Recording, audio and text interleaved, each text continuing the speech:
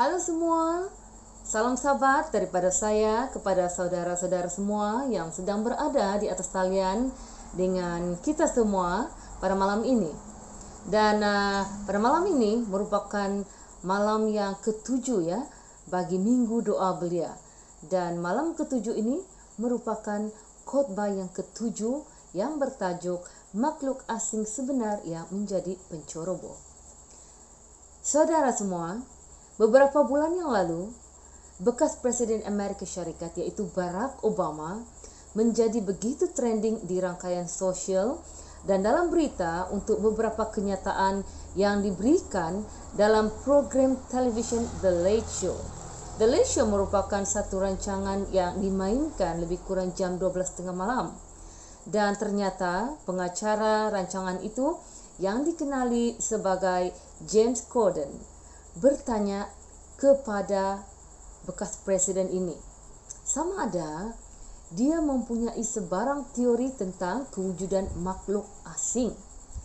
Dan dengan nada bergurau presiden menjawab, apabila ia mengenai makhluk asing, dia kata begini, ada beberapa perkara yang saya tidak boleh beritahu Anda di siaran ini, tetapi kebenarannya ialah apabila saya masuk ke pejabat, saya bertanya, adakah makmal kita menjadi tempat menyimpan makhluk asing dan kapal angkasa mereka? Dan Anda tahu, mereka melakukan sedikit penyelidikan dan jawabannya adalah tidak. Walau bagaimanapun, dalam program lain, bekas presiden telah didekati pula dengan topik yang sama dan dalam nada yang lebih serius, dia menjawab bahwa penyiasatan ini telah dilakukan dan jika benar, banyak perkara akan berubah. Dia juga menambah bahwa agama baru akan muncul. Tidak mengejutkan saudara-saudara semua, kenyataan yang dibuat oleh salah seorang pemimpin paling berpengaruh dalam beberapa tahun kebelakangan ini telah mencetuskan teori konspirasi bahwa kita berada di ambang pencerobohan makhluk asing. Ramai orang mula membuat spekulasi bahwa tidak lama lagi kita akan dicerobohi dan kononnya oleh siapa? Oleh penghuni planet lain, yaitu yang dikenali sebagai makhluk asing ataupun alien, ya. Tetapi adalah penting untuk Anda memahami bahwa ini hanyalah teori konspirasi dan ini tidak mempunyai asas apa-apa. Ya. Walau bagaimanapun di dalam kitab Wahyu memberitahu kita tentang pencerobohan sebenar makhluk asing. Ia akan menjadi pencerobohan terbesar dalam sejarah. Tetapi ia bukanlah makhluk dari planet lain yang dicipta oleh imajinasi manusia sendiri. Tetapi dia tidak lain dan tidak bukan, ialah Yesus Kristus, Raja segala raja dan Tuhan atas segala Tuhan, yang akan kembali ke bumi bersama para malaikat-malaikatnya dan menunaikan janjinya. Baiklah, mari kita pergi ke kitab Wahyu di dalam bab 19 ayat 11 hingga 16 dan mari kita baca bersama-sama huraian tentang pencerobohan terbesar dalam sejarah.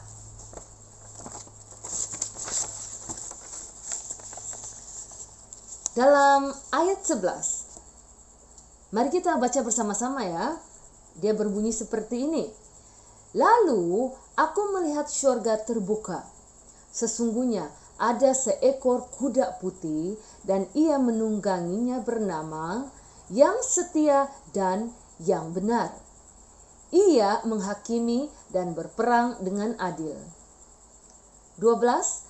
Dan matanya bagaikan nyala api dan di atas kepalanya terdapat banyak mahkota dan padanya ada tertulis sesuatu nama yang tidak diketahui seorang pun kecuali ia sendiri. 13. Dan ia memakai jubah yang telah dicelup dalam darah dan namanya ialah Firman Allah. Ayat 14. Dan semua pasukan yang di syurga mengikuti dia. Mereka menunggang kuda putih dan memakai lenan halus yang putih bersih. Ayat ke-15. Dan dari mulutnya keluarlah sebilah pedang tajam yang akan memukul segala bangsa, dan ia akan menggembalakan mereka dengan gada besi, dan ia akan memeras anggur dalam kilangan anggur, yaitu kegeraman murka Allah yang Maha Kuasa. Ayat 16. Dan pada jubahnya dan pahanya tertulis suatu nama, yaitu Raja segala raja dan Tuan di atas segala tuan. Saudara, ini merupakan adegan yang hebat. General besar datang mengetuai tentara yang kuat. Semua tentaranya juga menunggang kuda putih. Dan namanya apa? Setia dan benar. Dan dengan nama ini dia memperkenalkan dirinya ketika dia membuka kitab Wahyu, dan sekarang sebelum menutupnya dia memperkenalkannya lagi. Dan pada zaman dahulu General Rome yang hebat yang memerintah dunia pada zaman ketika Wahyu ini ditulis digunakan untuk memasuki Rome selepas pertempuran dan penaklukan yang hebat. Menunggang di kepala tentaranya, mereka memakai pakaian yang elegan dan memakai mahkota di kepala mereka, lambang kemenangan. Di samping itu, tergantung juga di bahu mereka memakai reben lebar di mana ada nama dan pangkat tentara mereka dipaparkan di reben itu. Rasul Yohanes memperkenalkan Yesus sebagai general yang menang, yang datang berpakaian merah, lambang darahnya sendiri yang ditumpahkan untuk pengampunan dosa-dosa kita. Dan di atas kepalanya dia tidak membawa mahkota, saudara, tetapi banyak mahkota sebagaimana kemenangannya untuk semua orang. Nama dan pangkat ketenteraan yang ditulisnya pada dirinya sendiri tidak menyebut Augustus Caesar, General Maximum Rome, tetapi apa yang tertulis di sana ialah Yesus Kristus, Raja segala raja dan Tuhan atas segala tuan. Saudara, bayangkan bagaimana jika Wahyu telah ditulis pada zaman kita, bagaimana Anda boleh menggambarkan ya kedatangan Tuhan kita Yesus Kristus. Nah, saya serahkan ini kepada imajinasi Anda. Apa yang ingin saya sampaikan kepada Anda ialah tidak ada perkataan yang boleh menggambarkan kehebatan hari itu apabila Yesus menampakkan dirinya untuk kali kedua dengan kemuliaannya. Walaupun kita tidak dapat menggambarkan dengan tepat kan peristiwa kedatangan kedua, Alkitab mendedahkan sekurang-kurangnya ada 5 kebenaran yang menggambarkan bagaimana Yesus itu akan kembali. Tahukah saudara apa 5 kebenaran itu? Mari saya bacakan kepada Anda. Pertama, Yesus akan datang secara literal. Maksudnya apa, saudara? Kehidupan kedua Kristus bukanlah seperti yang diajarkan oleh sesetengah orang, sekadar kepulangan rohani atau simbolik. Tetapi sebaliknya apa? Kedatangan kedua secara literal, nyata. seperti apa yang diungkapkan, begitulah kedatangan Tuhan kali kedua, yang akan menjadi satu peristiwa yang luar biasa. Dan apabila Yesus nanti naik ke surga, selepas kebangkitannya, dua malaikat bercakap kepada muridnya. Dan mereka berkata apa? Kisah Para Rasul 1 ayat 11, dan berkata kepada mereka, "Hai orang-orang Galilea, mengapakah kamu berdiri melihat ke langit? Yesus ini yang terangkat ke surga, meninggalkan kamu, akan kembali dengan cara yang sama seperti kamu melihat dia naik ke surga." Saudara, Yesus akan kembali secara pribadi. Kedatangan kedua akan menjadi penampilan atau penampakan literal seperti yang sudah dijanjikan olehnya kepada manusia. Yesus yang sama, yang telah melakukan mukjizat yang besar, yang mati kemudian bangkit, dia akan datang ke dunia ini. Dan apa yang berlaku, saudara? Dia akan membawa kita bersamanya. Kedua, kebenaran yang kedua. Dengar baik ya. Yesus akan datang dengan nyata. Di dalam Wahyu bab 1 ayat 7, tidak meninggalkan ruang untuk keraguan dalam pikiran kita tentang seperti apa kedatangan Tuhan itu nanti ya. Pada waktu itu akan tampak tanda manusia di langit, dan semua bangsa di bumi akan meratap, dan mereka akan melihat anak manusia itu datang di atas awan-awan di langit dengan segala kekuasaan dan kemuliaannya. Yesus sendiri yang menggambarkan kedatangannya yang kedua sebagai peristiwa yang kelihatan. Di dalam Matius 24 ayat 30 bertulis begini. Pada waktu itu akan tampak tanda anak manusia di langit, dan semua bangsa di bumi akan meratap, dan mereka akan melihat anak manusia itu datang di atas awan-awan di langit dengan segala kekuasaan dan kemuliaannya. Jelas kan, saudara? Ketiga, Yesus datang dengan bunyi yang nyaring. Bunyi yang nyaring yang bagaimana, saudara? Yang kedengaran, ya. Bukan satu orang yang mendengar, seluruh bumi akan mendengar. Kehadiran Tuhan Yesus itu bukan sembunyi-sembunyi, bukan untuk beberapa orang saja, tetapi semua makhluk di bumi akan mendengar kedatangan Yesus yang kali kedua. Alkitab jelas dalam pengajaran bahwa kita bukan sahaja akan melihat kedatangan Yesus, tetapi kita juga akan mendengar dia. Kita lihat di dalam 1 Tesalonika 4 ayat 16 berbunyi seperti ini. Sebab pada waktu tanda diberi, yaitu pada waktu penghulu malaikat berseru dan sangkakala Allah berbunyi, maka Tuhan sendiri akan turun dari surga, dan mereka yang mati dalam Kristus akan lebih dahulu bangkit. Nabi Yeremia merujuk kepada akhir dunia, dan dia menambah di dalam Yeremia 25 ayat 30, dan engkau ini nubuatkanlah segala firman ini kepada mereka. Katakanlah kepada mereka, Tuhan akan menengking dari tempat tinggi dan memperdengarkan suaranya dari tempat pernaungannya yang kudus.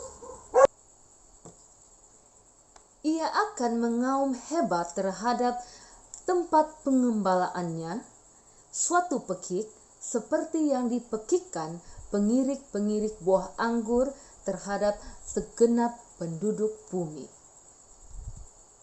Sama dengan yang disebut di dalam Mazmur Mazmur 50 ayat 3 berbunyi seperti ini. Allah kita datang dan tidak akan berdiam diri. Di hadapannya api menjilat. Sekelilingnya bertiup badai yang sangat dahsyat. Saudara boleh bayangkan bagaimana bertiup sangat dahsyat. Sekiranya terdapat ruang untuk keraguan, Rasul Petrus juga merujuk kepada bunyi yang sangat besar. Coba kita lihat di dalam 2 Petrus ayat 3. 2 Petrus 3 ayat 10. Tetapi hari Tuhan akan tiba seperti pencuri. Pada hari itu langit akan lenyap dengan gemuruh yang sangat dahsyat, dan unsur-unsur dunia akan hangus dalam nyala api. Dan bumi dan segala yang ada di atasnya akan hilang lenyap. Apakah saudara sudah dapat bayangkan imajinasi kita yang bagaimana apabila Tuhan Yesus datang kali kedua nanti? Jelas sekali bahwa kedatangan Kristus yang kedua kali akan bergemuruh. Akan ada jeritan dan sangkakala dan segala jenis bunyi yang sangat kuat. Wah, luar biasa ya saudara-saudari. Kita boleh bayangkan bunyi guntur yang begitu kuat. Bunyi guntur di bumi saja sudah menakutkan kita. Apalagi bunyi guntur apabila Yesus datang nanti. Keempat, saudara, Yesus datang dengan pasukan malaikatnya. Yesus tidak datang sendirian, saudara. Yesus akan datang dengan pasukan malaikatnya. Apabila Yesus kembali, dia tidak akan keseorangan. Alkitab mengatakan bahwa malaikat akan menyertai dia. Ini kita boleh lihat dan baca bersama di dalam Matius 25 ayat 31. Apabila Anak Manusia datang dalam kemuliaannya dan semua malaikat bersama-sama dengan dia, maka ia akan bersemayam di atas takhta kemuliaannya. Perhatikan saudara, bahwa ini bukan tentang beberapa malaikat, tetapi tentang semua malaikat. Di dalam Daniel 7 ayat 10 memberikan huraian tentang malaikat-malaikat di surga ini, yaitu 1000 kali beribu-ribu melayani dia, dan selaksa kali berlaksa-laksa berdiri di hadapannya. Wah, bagaimana saudara? Saudara boleh bayangkan berapa ramai, berapa puluh ribu malaikat-malaikat Tuhan yang tinggal di surga sekarang ini, yang melayani Tuhan ialah malaikat dan laksa ini maksudnya puluhan ribu, mungkin tidak terkira, mungkin sebanyak pasir di laut, kita tidak tahu saudara, tetapi kita dapat bayangkan Tuhan datang bersama tentara-tentaranya, yaitu malaikat-malaikat. Wah, saya juga tidak boleh bayangkan, tetapi saya tidak sabar untuk melihat peristiwa yang besar itu. Nomor 5 saudara, Yesus akan datang dan membuatkan dunia terkejut. Kepulangan Kristus juga akan menggoncangkan asas bumi, seolah-olah akan berlaku gempa bumi global yang akan meruntuhkan planet ini, saudara. Di dalam Wahyu 6 ayat 12 hingga 14, dia berbunyi seperti ini. Maka aku melihat ketika anak domba itu membuka meterai yang ke-6, sesungguhnya terjadilah gempa bumi yang dahsyat, dan matahari menjadi hitam bagaikan karung rambut, dan bulan menjadi merah seluruhnya bagaikan darah.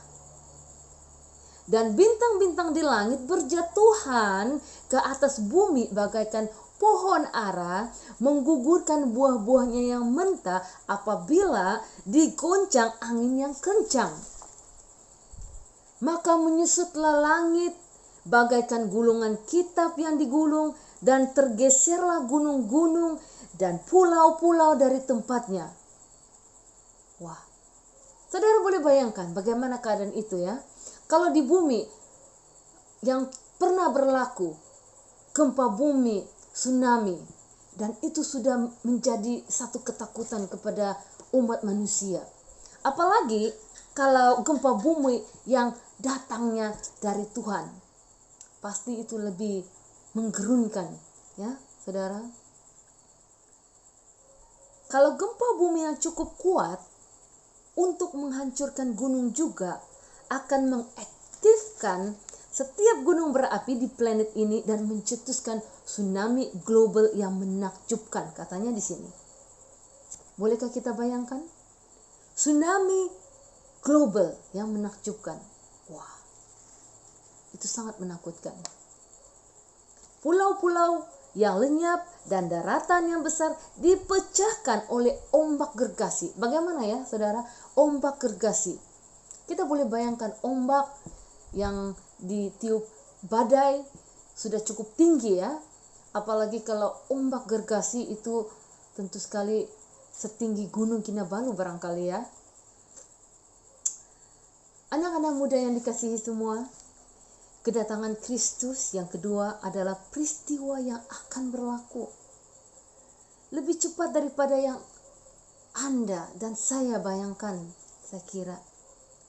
Dan kita akan melihat Yesus kembali bersama malaikat-malaikatnya yang kudus.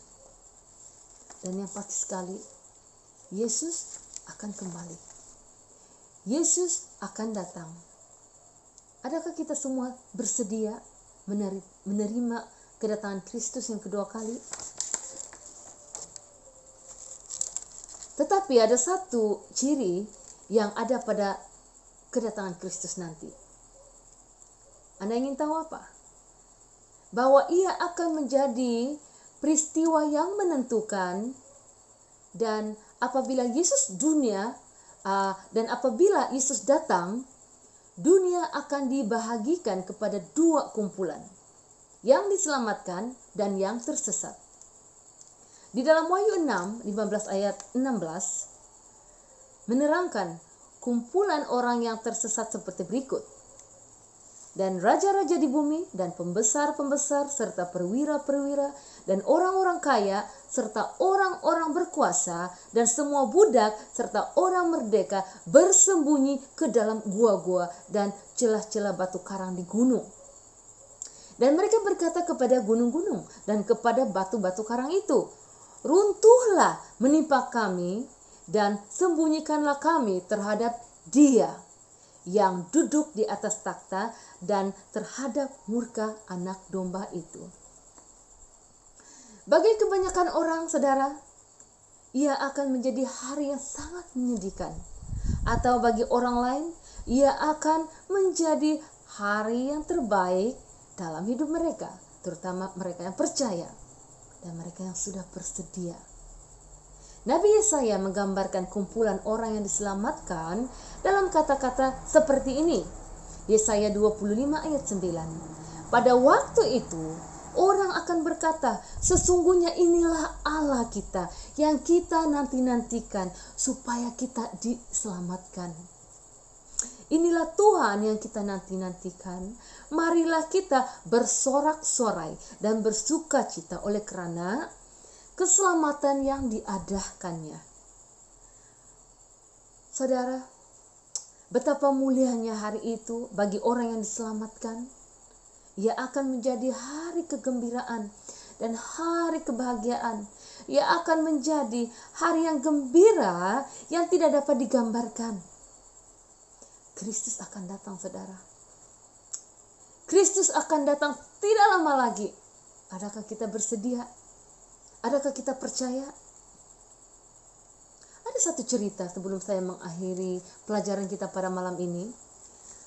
Ini adalah harapan yang memenuhi hati Louis, yaitu seorang remaja. Dia sudah mendengar message daripada Yesus mengenai kedatangan Yesus yang kali kedua. Tetapi seperti kebanyakan orang, dia tidak mempedulikannya. Suatu hari dia telah dijemput ke beberapa pertemuan remaja, dan yang mengejutkannya, tema yang disampaikan oleh pengkhotbah pada malam itu ialah kedatangan Kristus yang kedua.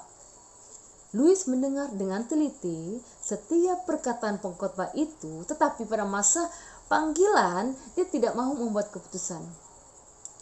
Dia balik dari gereja dengan menggunakan sebuah motorsikalnya, dan tanpa diduga dia dilanggar oleh sebuah kendaraan yang datang dari arah bertentangan. Ajaibnya, Tuhan memelihara nyawanya. Dia dibawa ke hospital, dan keadaannya pada masa itu separuh sedar. Dalam perjalanan, semasa paramedik melakukan pemeriksaan dan rawatan kepada Louis, dan Louis berdoa kepada Tuhan dan memintanya untuk menyelamatkan nyawanya. Syukur kepada Tuhan, keajaiban itu terjadi. Semasa di hospital, Louis membuat keputusan untuk menyerahkan nyawanya kepada Yesus. Dan beberapa bulan kemudian, dia dibaptiskan, dan hari ini dia adalah seorang yang percaya kepada Injil dan menantikan dengan gembira kedatangan Kristus yang kedua. Anak muda yang dihormati semua, tujuan message ini bukan untuk menimbulkan ketakutan Anda dan juga saya. Sebaliknya, tujuan kita adalah untuk membawa harapan kepada kita semua. Hari ini Tuhan mau memberi Anda peluang. Hari ini adalah hari yang terbaik untuk menyerahkan hidup Anda kepada Tuhan dan bersiap sedia untuk serangan makhluk asing yang sebenar. Yaitu siapa? Yaitu kedatangan kedua Kristus dalam kemuliaan dan keagungannya. Dan saya ada satu persoalan kepada kita semua. Apakah yang akan berlaku kepada bumi apabila Kristus datang untuk kali kedua nanti? Saya serahkan kepada saudara semua untuk mencari jawabannya. Dan marilah kita sama-sama mencari, menggali jawabannya di dalam Alkitab satu-satunya. Karena hanya di Alkitab semua rahasia terbongkar. Sekian saja pelajaran saya pada malam ini, dan saya harap kita semua mendapat berkat daripada pelajaran yang luar biasa ini. Salam sahabat kepada semua dan selamat malam semua.